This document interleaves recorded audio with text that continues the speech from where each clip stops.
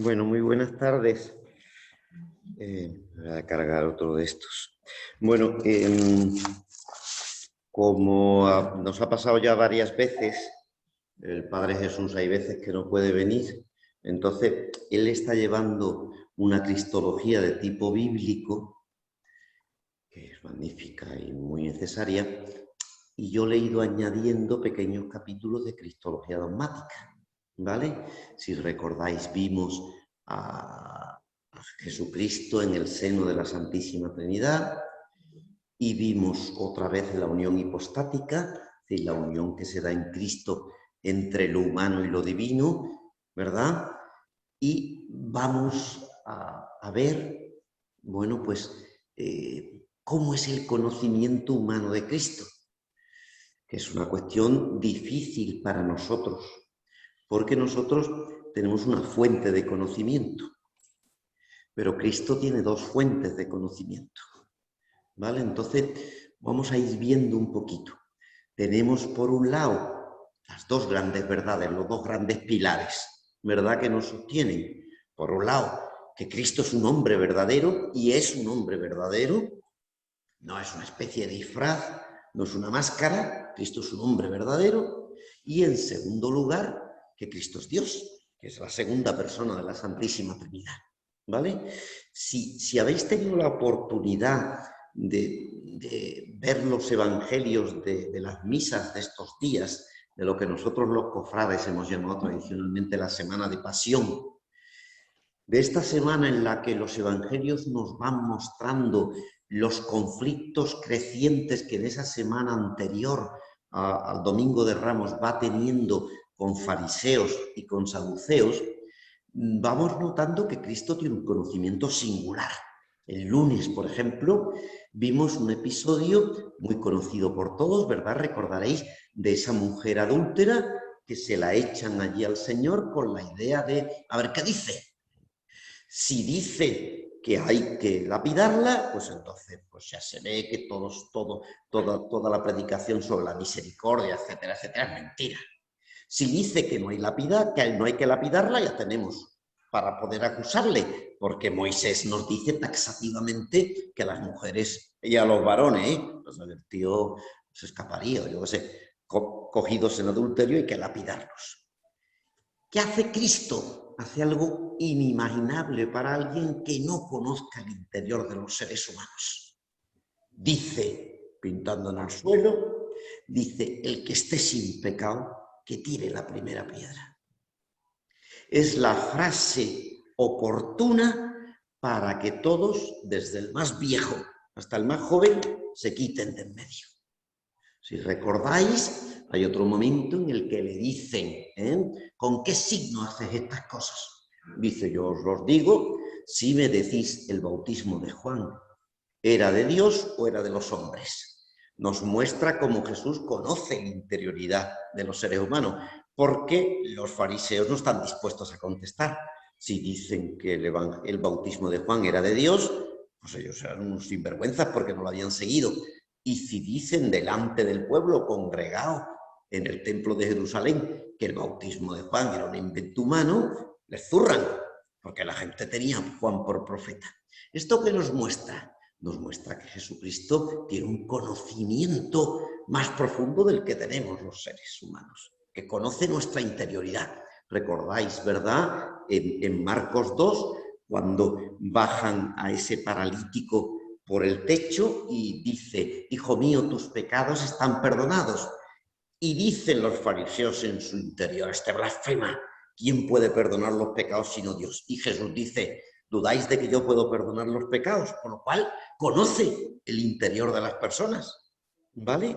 Por tanto, el conocimiento de Jesucristo, incluso en cuanto a hombre, es un conocimiento verdaderamente singular. Bueno, pues vamos a intentar ir profundizando en esta cuestión. Insisto en uno de los pilares fundamentales de nuestra fe. Jesucristo tiene una verdadera naturaleza humana. Si recordáis el cuadrito que pusimos, Jesucristo tiene, como tiene una naturaleza humana, tiene, igual que cualquiera de nosotros, inteligencia y voluntad, como hombre, ¿vale? Esa naturaleza humana ha sido asumida por la divinidad, pero no ha sido absorbida. Existe, existe. Y además es muy bonito ver cómo Jesucristo acepta nuestra caducidad. O sea, acepta pasar por los pasos que todos pasamos. Esta frase nos la da la Gaudium et Spes. Pero, a la vez, Jesucristo es verdadero Dios.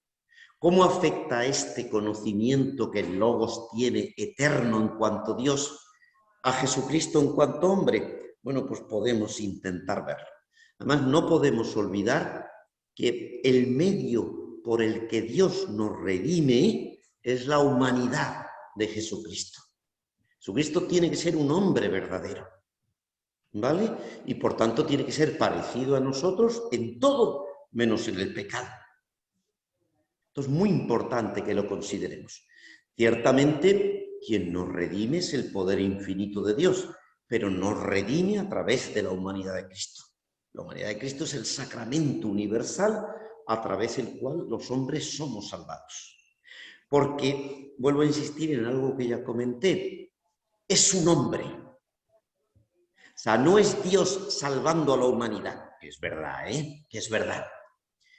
Es un hombre que es Dios y que salva a la humanidad. Y es un hombre completo y verdadero. O sea, todas las penalidades que los seres humanos han cometido, desde Adán y Eva, pues hasta que los planetas se aplasten, ¿verdad? Que son unas cuantas, son parte de la humanidad.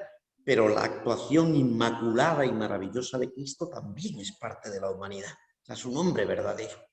Y por tanto, no es que equilibre la apuesta, es que la hunde manifiestamente, ¿vale? Entonces tienes que dar muchísima confianza, muchísima confianza.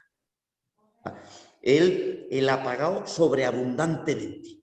No hay odio, no hay mal, no hay pesar en el mundo que pueda ser tan grande que equilibre la acción de Cristo. La acción de Cristo es una acción infinita y todas nuestras maldades, ya digo que son muchas, suman una suma finita, muy grande, pero finita.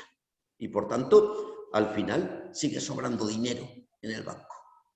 Y esto es muy importante que los tengamos en cuenta. Por tanto, nos tenemos que mover entre dos extremos. Por un lado, la humanidad de Cristo es el instrumento que Dios tiene para nuestra redención y por tanto es un medio que Dios utiliza, pero ese instrumento es un instrumento vivo y racional, es un instrumento verdadero. Si tenemos la oportunidad, Dios no lo quiera, porque mis clases son incomparables con las del Padre Jesús, pero si tenemos la oportunidad de tratar la voluntad de Cristo, la voluntad humana, veremos cómo esta es imprescindible y la Iglesia ha peleado desde los tiempos de los padres de la Iglesia para que se reconozca que Cristo tenía una voluntad humana libre y por tanto en Getsemaní se une verdaderamente con la decisión eterna que Él comparte como verbo desde siempre, pero se une humanamente y por tanto eso tiene un mérito extraordinario, extraordinario. Bien, vamos a empezar. ¿Cuál es la santidad de Cristo en cuanto hombre? Bueno, pues la santidad es un atributo propio de Dios que encierra la idea de pureza, de ausencia de pecado y, por tanto, de todo lo que es contrario a la vida divina. Y en esta unión de lo divino con lo humano que hace a determinadas personas y a determinadas cosas santas, pues nosotros podemos distinguir dos aspectos. Está la santidad en su aspecto ontológico, es decir, es santo lo que es asumido por Dios y está destinado y consagrado a su servicio exclusivo, ¿vale? Y en este sentido, pues en el Antiguo Testamento, por ejemplo, es santo el templo. Puesto que es santo, lo veis muy bien aquí. Tenemos una maqueta. A ver si un día la puedo traer. Tenemos ahí en un aula una maqueta muy bonita del templo, porque aquí se ve muy bien. José Antonio ha visto esto, ¿verdad? En el hotel que está en Jerusalén. Pero claro, esa maqueta la podemos ver desde todos los lados. El templo tiene atrios. Entonces un pagano solo puede entrar en la parte inicial del templo. ¿Por qué? Porque el templo está consagrado a Dios. Si un pagano pisa esa parte, ¿vale? Pues entonces la pureza ritual ontológica que tiene el templo se pierde. Ese es el motivo, y esto lo recordaréis todos, porque claro, lo hemos escuchado muchas veces en nuestra vida de cofrades, que cuando las autoridades, los saduceos, llevan a Cristo delante de Pilatos, ya han juzgado, ya lo habían juzgado de antes, ¿sí? Que era un blasfemo. Pero claro, yo a Pilatos le digo, este es un blasfemo, mátalo. Pilatos dice, mira, dejaros de rollos, yo no entro ahí. Tienen que colocarlo delante de Pilatos como un enemigo del imperio, ¿vale? Ellos no entran en Torre Antonia, que está ahí arriba, en lo alto de donde estaba el templo. ¿Por qué? Porque ya no podrán comer la Pascua, porque al entrar en casa de un pagano, perderían la pureza ritual. Esta es la pureza ontológica que tenemos que entender a la vez que leemos el Antiguo Testamento. Y esta es la pureza y santidad que, por ejemplo, tienen pues, en la Eucaristía los vasos sagrados, que no se pueden utilizar para otra cosa que para eso. Y el altar solo se puede utilizar para un sentido determinado. ¿Por qué? Porque está destinado para Dios. ¿Vale? A la vez de ese concepto ontológico, nosotros tenemos un segundo concepto, que es el concepto operativo o moral. Es decir, la gracia divina influyendo en nosotros hace que hagamos buenas obras y tenemos la santidad de tantísima gente, ¿verdad?, a lo largo de la historia de la Iglesia. Gente muy buena que se entrega a los demás, que se entrega al culto divino.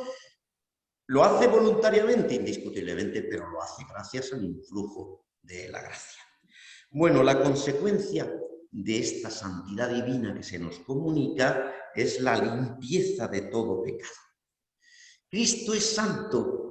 Cristo es santo en el primer sentido con mayúsculas. Nos lo dice una y otra vez la Sagrada Escritura.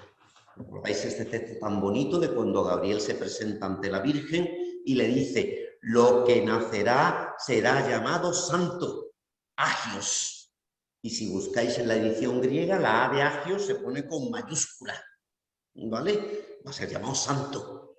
Esto hace referencia indirecta a que el nacimiento de Cristo no se va a producir por la sangre y por tanto implicando la impureza ritual de la mujer. Sí, porque el nacimiento de Cristo es un nacimiento virginal, pero nos indica a primera instancia que lo que nace es santo. Y nos dice Hechos 3:14, por ejemplo, en uno de los discursos de San Pedro, vosotros renegasteis del santo y del justo, que está definiendo quién es Cristo, y pedisteis el indulto de un asesino, Barrabás, ¿no? Y, por ejemplo, recordáis en Juan 6:69, después de ese discurso brutal del Señor en la sinagoga de Cafarnaúm, quien no come mi carne y no bebe mi sangre no va a tener vida eterna, que a nosotros se nos ha dulcificado, porque llevamos 20 siglos de Eucaristía, pero imaginaros cuando el Señor dice aquello, la gente dice, este tío, ¿qué pasa con él? Duras son estas palabras. Y entonces Jesús va al círculo de los íntimos y les dice, ¿vosotros también queréis marcharos? Yo supongo que alguno diría, esto se ha acabado. Pero Pedro bocazas, pero Pedro en última instancia, el gran corazón humano, dice, no, ¿a quién iremos? Tú solo tienes palabras de vida eterna. Nosotros creemos y sabemos que tú eres el santo de Dios. ¿Quién le dice esto? Lo dicen los demonios. Cuando son expulsados, Jesucristo les dice que se callen, pero los demonios dicen, este es el santo de Dios. Es decir, claro, les repugna completamente la santidad que Cristo tiene. Bueno, esto desde un punto de vista ontológico. Desde un punto de vista operativo, Cristo también es santo. Es santo por tres sentidos. En primer lugar, porque su humanidad está unida al que es solo santo en unidad de persona. O sea, el Verbo es Dios y por tanto es absolutamente santo. Así que si la humanidad de María quedó profundamente santificada por la presencia de 9 meses del Verbo dentro de ella, imaginaros lo que debió ser para la naturaleza humana de Cristo el contacto directo, intimísimo con la persona divina del Verbo. En segundo lugar, porque la gracia en Cristo, por la gracia su humanidad está divinizada en sus esencias y en sus potencias. Esto lo voy a explicar ahora con detalle. Y en tercer lugar, porque Cristo operativamente está siempre unido al Padre y en él no hay pecado alguno. Lo veremos ahora en textos de la Sagrada Escritura, pero Jesucristo está siempre unido. Yo hago siempre lo que le agrada, ¿vale? Por tanto, la santidad de Cristo, incluso en cuanto hombre, es una santidad extraordinaria.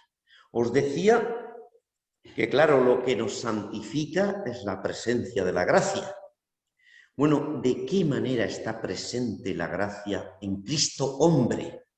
Bueno, pues está presente de tres maneras. De una manera absolutamente singular, ¿vale? Que es la gracia de unión. Solo Cristo tiene esta gracia, porque solo la naturaleza humana de Cristo está íntimamente unida en la persona de Jesús con el Verbo eterno del Padre. Segundo, por la gracia habitual. La gracia habitual la tenemos también nosotros, la vamos recibiendo por medio de los sacramentos. Y Dios nos apoya en las diversas circunstancias que tenemos que vivir. A Cristo también le ocurre eso en cuanto a hombre. Y en tercer lugar, por la posesión del santificador, por definición, que es el Espíritu Santo. Si Cristo es nuestro modelo, también tiene que ser el modelo en la santificación y por tanto recibe las virtudes y los dones del Espíritu Santo. Por tanto, en cuanto que Cristo es Dios, tiene la gracia de la unión. En cuanto que Cristo es un hombre como cualquiera de nosotros, recibe las gracias oportunas para poder obrar bien. Y en tercer lugar, en cuanto que es plenamente santificado por el Espíritu Santo, pues recibe sus dones y sus virtudes. La gracia de unión, ya os decía, la gracia de unión es exclusiva de Cristo, porque Cristo está asumido completamente por Dios.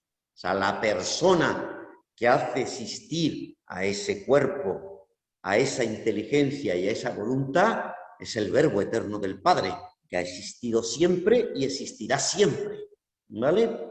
Entonces, por la gracia de la unión hipostática, ya Cristo participa plenamente en esa santidad infinita que el Logos tiene, ¿vale? Dice en un momento dado, recordáis, de la Sagrada Cena en el Evangelio de San Juan, Padre, santifícame con la gloria que yo tenía cuando estaba contigo al principio de los tiempos. Esa gloria, esa santidad, la tiene Cristo en cuanto que es el Verbo eterno del Padre, ¿vale? Y por tanto es el primer tipo de gracia que Cristo posee.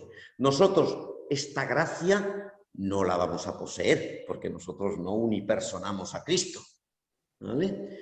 Pero fijaros el don extraordinario que en la naturaleza humana se entrega a toda la humanidad, que es el don de la persona misma del Verbo. En segundo lugar, está la gracia habitual. Como os he dicho, la gracia habitual son los dones que Dios entrega de forma ordinaria para las personas para que puedan vivir la vida cristiana y que, por ejemplo, están unidas profundamente a los sacramentos.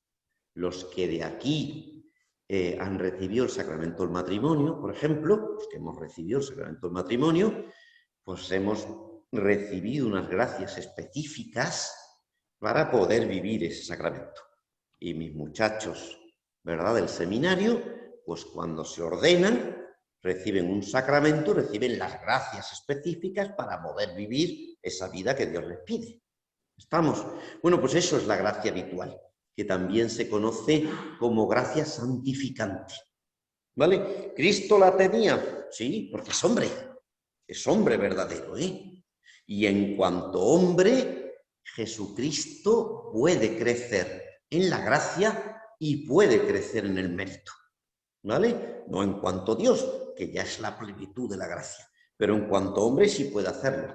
Fijaros que hay un momentito en el que el Evangelio de San Juan, en Juan 1,14, se nos dice que Jesús estaba lleno de gracia, porque lógicamente nunca le abandona la unidad con el Verbo eterno del Padre. Pero San Lucas nos dice que crecía en gracia. Evidentemente, cualquiera de nosotros, por ejemplo, el hecho de estar escuchándome a mí ahora, ¿verdad? Soportando un poquito cuando lleguéis a ver a San Pedro, me decís, Miguel Ángel nos dio 3 o 4 sesiones y dirá, 500 años de purgatorio que te has quitado. ¿Vale? Bueno, pues eso, como cualquier obra buena que hagamos, aumenta la gracia. O sea, somos mirados con profundo afecto por Dios. Dios no solo nos ayuda para que hagamos las obras buenas, sino que nos recompensa al hacer esas obras buenas. Y Cristo hace muchas obras buenas, ¿vale? Por tanto, una gracia distinta es la que Cristo tiene cuando es un niño, un bebé, y una gracia distinta en cuanto a hombre, lógicamente, es cuando se inmola por nosotros, ¿vale? Porque esto es un acto profundamente meritorio, de profundo amor a la humanidad y de profundo amor al Padre. O sea, si el Padre ha mirado a su Hijo, no solo en cuanto a Dios, lo ha mirado eternamente con un amor infinito, pero en cuanto hombre lo ha mirado con un agrado extraordinario, cuando se da por nosotros, lógicamente lo tiene que mirar con un agrado enorme, ¿vale? Porque lógicamente la cruz es un acto de amor, es el acto de amor, por definición, ¿vale? Es decir, no se puede amar más, no puedo amar más. Habiendo amado a los suyos que estaban en el mundo, los amó hasta el extremo. La institución de la Eucaristía y la entrega en la cruz, ¿vale? Ahora veremos incluso hasta dónde llega esto. El Papa Francisco nos lo ha comentado, ¿eh? ¿Y por qué es esto necesario? Porque, claro, siempre existe la distinción entre las dos naturalezas. Es decir, Jesucristo es hombre verdadero. En cuanto hombre, recibe la santificación, pero no es Dios en cuanto hombre. Y esta gracia, pues, se da de forma plena en Jesucristo y a partir de él se nos entrega a nosotros. Y por eso dice San Pablo en Efesios, hasta que lleguemos todos a la unión en la fe y en el conocimiento del Hijo de Dios, al hombre perfecto, a la medida de Cristo en su plenitud, ¿vale? De todas las gracias que recibe Cristo, recibimos nosotros. Por eso nuestras oraciones siempre terminan, ¿verdad? Por Cristo nuestro Señor. Cristo es el embajado ante el Padre. El Padre no puede dejar de recibir nuestra oración si viene por la mediación del Hijo, que lo ha entregado todo, ¿vale? Ciertamente, esta gracia es fruto de la profunda unión que Cristo hombre tiene con Dios, porque no cabe una unión más estrecha, ¿vale? Pero propiamente hablando, puesto que Cristo hombre es un hombre verdadero y por tanto es un hombre como cualquiera de nosotros, es una gracia limitada. Es decir, Cristo en cuanto hombre no es infinito. Cristo en cuanto hombre es un hombre verdadero. Puede hacer cosas extraordinariamente singulares, puede tener un conocimiento extraordinario, puede vulnerar las leyes de la naturaleza pues paseándose por el lago.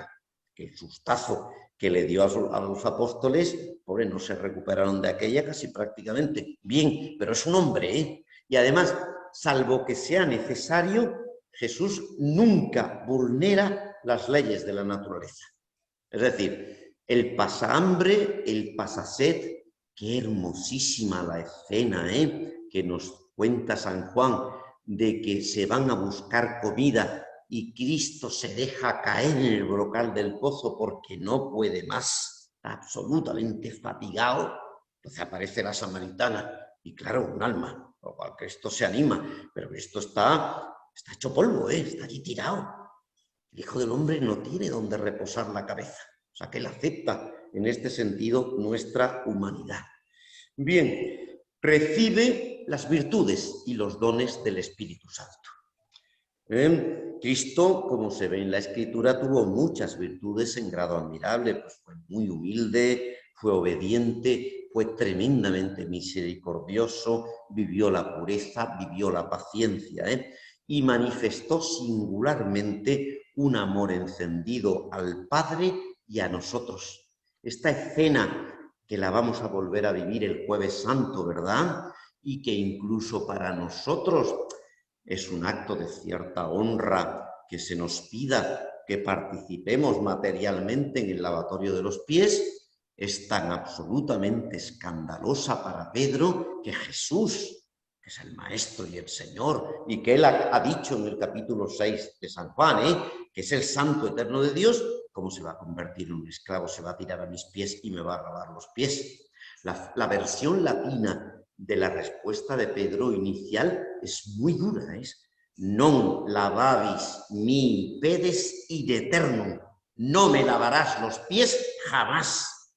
Tú no, pero es Pedro. Pedro es un corazón de oro, muy bruto, pero un corazón de oro. Le dice Jesús, no tienes, si no te lavo los pies, no tienes que ver conmigo. Y dice, bueno, no los pies, la cabeza y lo que eches. Pero ¿qué dice primero? O sea, esto es un escándalo. Pero este es el acto infinito de respuesta de Jesús, de amor por nosotros, que se hace un esclavo. ¿Qué es lo que hacía un esclavo? Lavaba los pies a la gente.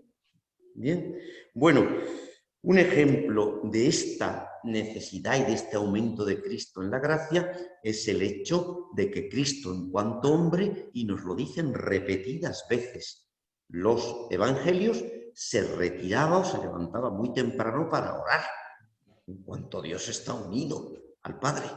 Pero en cuanto hombre tiene que hacer el esfuerzo de unirse a la divinidad.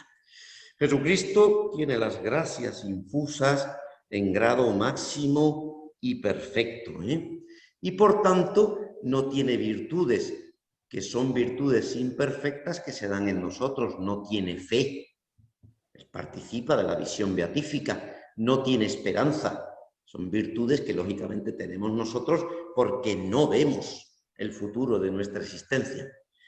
Pero si hizo, por ejemplo, penitencia, y la hizo manifiestamente, no fue porque la necesitara, sino por reparar los pecados de los hombres y por darnos ejemplo. San Lucas, en el versículo 4.1, nos dice que estaba lleno del Espíritu Santo. Y esto responde pues a la profecía de Isaías 11.2, en la que se nos habla de todos los dones del Espíritu Santo, que lógicamente Cristo poseía en plenitud: temor de Dios, sabiduría, entendimiento, consejo, fortaleza, piedad y ciencia. ¿Cristo recibe carismas? Sí, los que necesita para desempeñar su misión salvífica. ¿Vale? Entonces, lógicamente, pues posee los dones proféticos, de predicación, apostólicos, de doctrina, que hacen falta. En primer lugar, porque Él es el Verbo eterno del Padre. Él lo sabe todo en cuanto a Dios. Pero en segundo lugar, porque lo vemos manifestado, como ya os he comentado al principio, en un montón de escenas. Este ejemplo que os puse al principio del Evangelio del lunes, ¿verdad? Cristo conoce la interioridad de la gente. Si la frase que hubiera hecho que la gente se retirara hubiese sido otra, Cristo habría pronunciado esa otra frase. Yo tengo mucho temor y me parece que a veces los judíos pensamos que eran gente mala y impía que condena al Señor. Pero yo no sé cuántos de nosotros tendríamos la humildad para retirarnos con nuestra piedra en la mano, y al judío medio lo de tirar piedras le gustaba más, que bueno, yo creo que un caramelo a un niño, el tema de me tengo que retirar.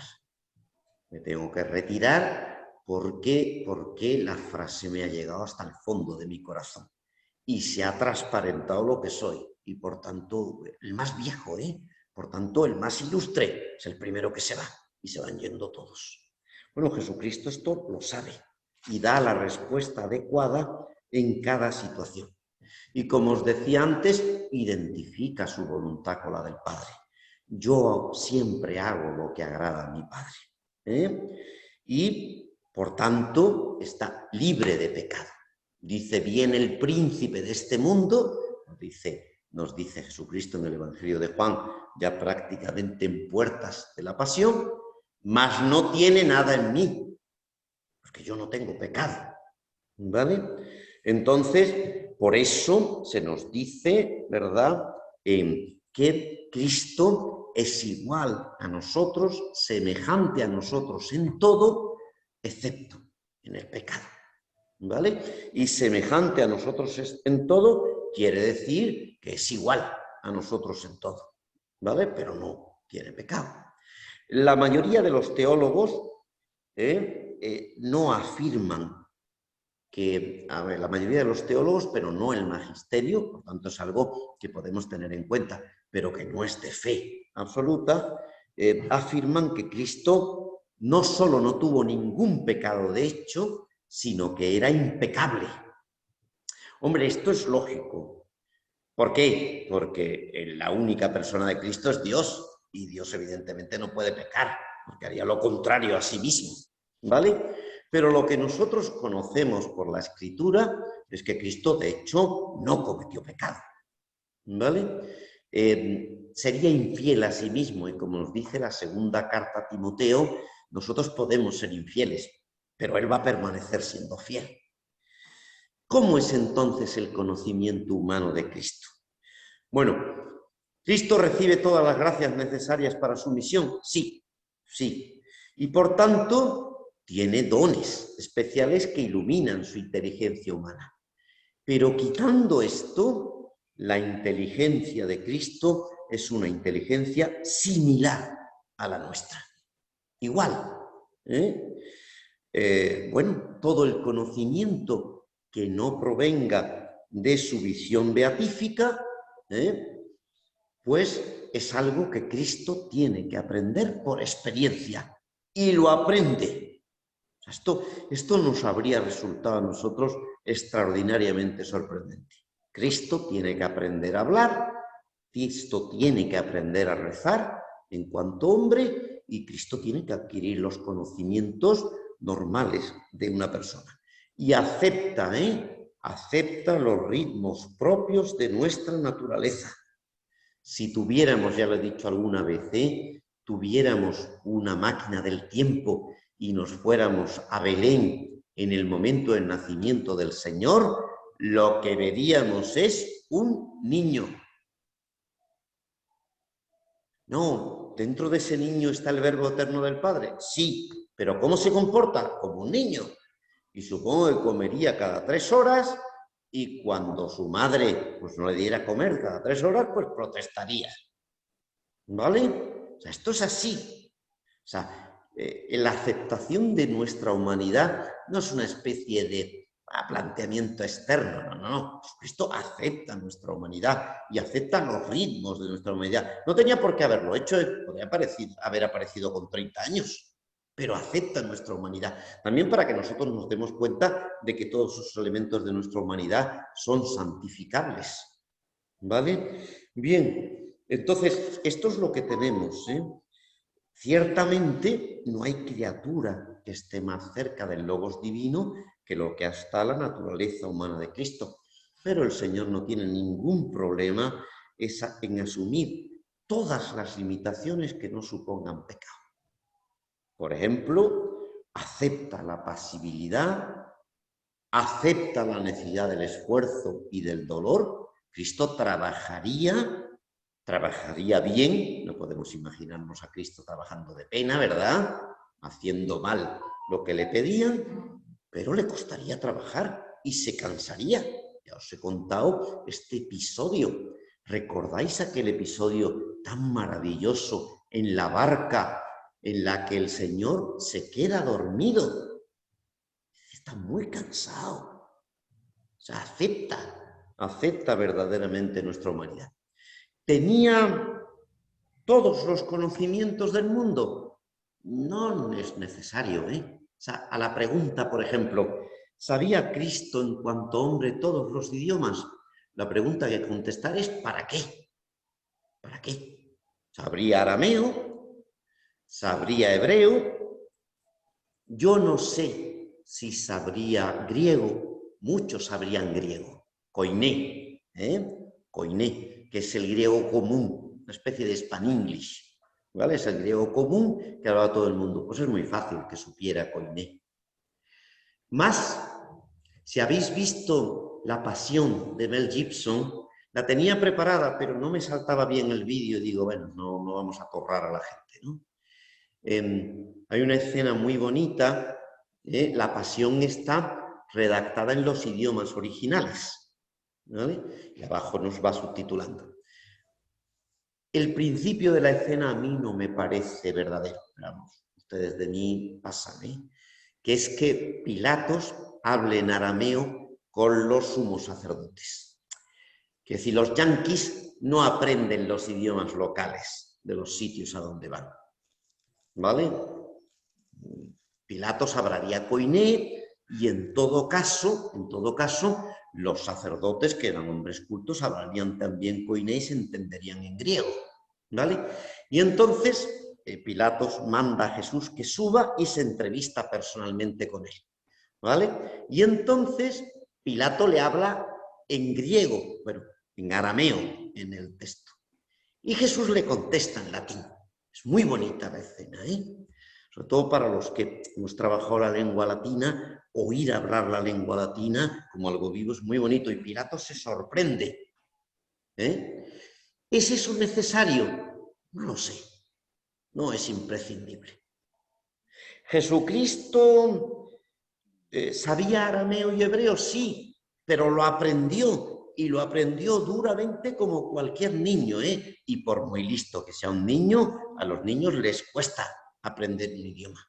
Y lo aprendió, ¿vale? O sea, Dios no suple gratuitamente lo que el hombre puede hacer con su esfuerzo y lo que Cristo hombre puede hacer como tal.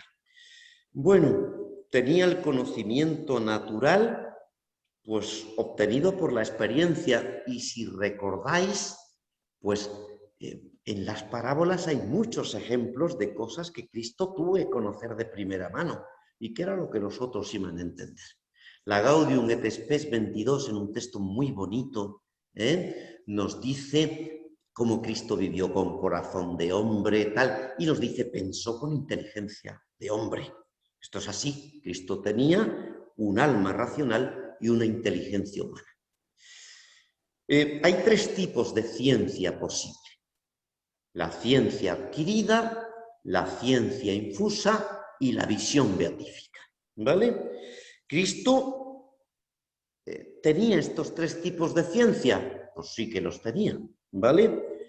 Tenía ciencia adquirida en cuanto que tenía que aprender y quería aprender las cosas normales, la lengua, por ejemplo, aprender a rezar. Cristo no sabe fabricar un mueble. José le enseña a fabricar un mueble. Evidentemente, por favor, en cuanto logos, lo sabe todo, pero acepta nuestros ritmos, y lo acepta de verdad. Esa ciencia, pues es una ciencia proporcionada a y connatural a nuestra naturaleza humana. Y si todos los hombres la tenemos que tener, pues Cristo lógicamente la tendría también, ¿vale? Por esto la ciencia adquirida tiene un alcance limitado, llega hasta donde llega. Y unida a esta, Cristo tenía la ciencia infusa que le permite estas cosas singulares que hemos visto. O sea, adivinar la interioridad de las personas, ¿verdad? Saber lo que piensan, saber lo que tiene que decirles en cada momento, que se ve constantemente en los evangelios. Bueno, un ejemplo de esto, como os decía, pues es el profundo conocimiento profético que Cristo tiene. O sea, Cristo advierte con tiempo a sus apóstoles de lo que va a pasar. Y les dice 3 veces antes de llegar a Jerusalén, veréis que el Hijo del Hombre va a ser entregado, ¿verdad? Y tal, los que no entienden nada. Y en la Santa Cena se lo vuelve a repetir y les dice, uno de vosotros me va a entregar. O sea, Jesucristo tiene un conocimiento marcadamente sobrehumano de las cosas. Y por último, pues tiene la visión beatífica. Tiene la visión beatífica que le permite el hecho de que él mismo, en la persona divina, es Dios. Nadie ha visto al Padre sino aquel que procede de Dios. Ese ha visto al Padre, que es Cristo, ¿verdad? Y Jesucristo nos dice en presente Yo enseñé al mundo lo que he oído y digo lo que veo en el Padre. Luego, por tanto, lo está viendo en ese momento. El magisterio nos insiste en esto, y es doctrina de fe, que desde el principio Cristo, en cuanto hombre, conoció todo lo que tenía que conocer en el Verbo, lo pasado, lo presente y lo futuro, todo lo que era indispensable, ¿vale? Y la Iglesia ha insistido mucho en esta plenitud de conocimiento de Cristo.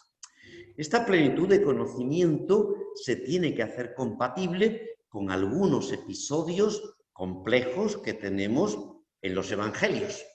Por ejemplo, Cristo nos cuenta como dos hechos que parecen equivalentes, este hecho que tenéis a la izquierda y el hecho que tenéis a la derecha, es decir, la destrucción de Jerusalén, que se va a producir muy poquito tiempo después, y emparentada con ella y parabólicamente y figurativamente la destrucción final del mundo, ¿vale? No tiene sentido que Jesús nos diga, como algunas veces dicen algunos autores, que pensaba que es que la destrucción del mundo iba a venir inmediatamente. Ahora vemos por qué no, entre otras cosas porque nos dice, una será tomada y otra será dejada. ¡Ay! De que en aquel momento las pobres que estén encinta. ¿Qué sentido tiene eso en relación con el final de los tiempos? Ninguno. Tiene mucha relación, No queda un cristiano en Jerusalén cuando llegan las tropas romanas. La tradición apostólica ya les ha dicho que va a haber la destrucción de la ciudad santa, y los que puedan, que vayan al campo, ubicunque fuerit corpus ili congregaguntur et aquile, que le preguntan los discípulos, ¿esto cuándo va a ocurrir? Y dice Cristo una frase absolutamente enigmática, allí donde esté el cuerpo se congregarán las águilas. Bueno, podemos entender, lógicamente, un cuerpo corrupto, los buitres llegan, pero ¿qué son las águilas? Las águilas son las legiones romanas, ¿vale? Y los primeros cristianos ven eso claro, huyen de Jerusalén. Entonces, por tanto, los dos episodios no son contados a la vez, pero son episodios marcadamente distintos, por ejemplo, al Señor le encanta los ejemplos de describir el reino de Dios como algo que es enormemente prolongado en el tiempo, ¿verdad? Es una flor pequeñita que tiene que irse desarrollando en el tiempo y que cuando crece, pues alberga a los grandes pájaros del cielo. Esa expresión del reino de Dios, pues no tiene sentido si, bueno, pues muy poquitos años después iba a producirse la consumación. Ciertamente, las frases de Cristo son frases de ultimidad, pero es que están destinadas a todos nosotros que no sabemos cuándo se va a producir la parusía. No habría ningún motivo para que la parusía no fuera mañana. Entonces, así, ¿vale? Entonces, hay que combinar esa profunda ultimidad de que no podemos dormirnos, de que el Señor viene y no tarda, porque desde su punto de vista 1000 años es un día, y por otro lado que ha dado tiempo. Yo, entre otras cosas, yo no sé vosotros, pero estoy contentísimo de que el Señor haya dado tiempo, porque si el mundo se hubiera acabado 50 años después de la venida del Señor, yo no habría estado aquí. Ustedes dicen, pues qué pena, no, yo estoy encantado que se haya prolongado la paciencia de Dios en el tiempo, para que quepamos. Entonces, esto es algo que tenemos que tener en cuenta. Cristo pregunta, ¿cuándo sucederá esto? Y dice, bueno, esto no lo sabe ni el Hijo, solo lo sabe el Padre, ¿vale? Comentando esta frase y siguiendo a los padres de la Iglesia, Jesucristo nos dice el Catecismo, lo que reconoce ignorar en este campo, en Marcos 13:32, dice en Hechos 1:7 que no tiene la visión de revelar, ¿no? Cuando Cristo va a ascender a los cielos, los apóstoles, esto qué tranquilidad nos tiene que dar, que no se enteran de nada, le vuelven a preguntar, ¿ahora es cuando vas a instaurar tu reino en la tierra? O sea, ¿ahora es cuando le vamos a currar a los romanos? Ahora es cuando nos vas a poner en primera fila, como le ha pedido la madre de los cebedeos, ¿verdad? Derecha y izquierda, y a controlar el poder. Ahora es cuando nos vamos a aprovechar de esta historia. Jesús le dice, mira, esto no os tengo que deciroslo. Todavía no os habéis enterado, no ha venido el Espíritu Santo. Bien, bueno, pues esto tenemos que verlo. ¿Cuándo se cumplirá esta situación? Pues plenamente en la parucía. Hay que distinguir entre ignorancia culpable y nesciencia. La ignorancia culpable es la ignorancia de algo que se debería conocer y no se conoce, y la nesciencia es algo que yo no tengo por qué saber, ¿vale? Y Cristo lo que sabe, lo sabe en orden a la salvación. Puede decirnos uno, estas son las típicas preguntas que le hacen en la campaña del seminario a los pobres de los seminaristas, se ponen muy nerviosos. ¿Cristo conocía la mecánica cuántica? Se preguntó un día un chaval a uno de los seminaristas. Vino súper hecho polvo, me dijo Miguel Ángel. ¿Cristo conocía la mecánica cuántica? Y yo le dije, oye, en el siglo XXIV, a lo mejor la mecánica cuántica es una versión para reírse de lo que es el mundo a nivel microcósmico. O sea, sí, vamos a ver, ¿necesitaba Cristo conocer eso para nuestra salvación? Sí, lo sabía. No, ¿para qué lo iba a saber? ¿Vale? O sea, esto es importante y es real. Terminamos. La autoconciencia humana de Cristo. A partir de mediados del siglo XIX se ha reflexionado mucho sobre si Jesús tenía conocimiento o no de su ser como hijo de Dios. Esto está muy relacionado, con el giro de la conciencia humana hacia la subjetividad. Bueno, y se ha dicho, bueno, pues que Jesucristo posiblemente, dicen algunos autores, no tenía conocimiento de su divinidad, sino que está revelado desde fuera. Esto no coincide con lo que los evangelios nos dicen. Si recordáis, a los 12 años, Cristo distingue perfectamente entre su padre terreno, José, y mi padre celestial. Y tengo que estar, no sabíais. ¿No? La respuesta de Cristo es una respuesta como, ¿por qué me dices esto, mamá? ¿No sabíais que yo tenía que estar ocupándome de las cosas de mi padre? Es un niño de 12 años, y ya sabe eso perfectamente. En cualquier circunstancia, Jesucristo se sabe con toda certeza hijo de Dios. El Evangelio del martes es duro, porque Jesucristo les dice una y otra vez a los judíos en esa pelea: si no reconocéis que yo soy, moriréis en vuestros pecados. ¿Tú eres qué? No tiene que decir nada más, porque yo soy es la tetralogía de Yahvé, el nombre que Dios revela a Moisés en la zarza ardiendo. Claro, entonces aquello es durísimo para los judíos.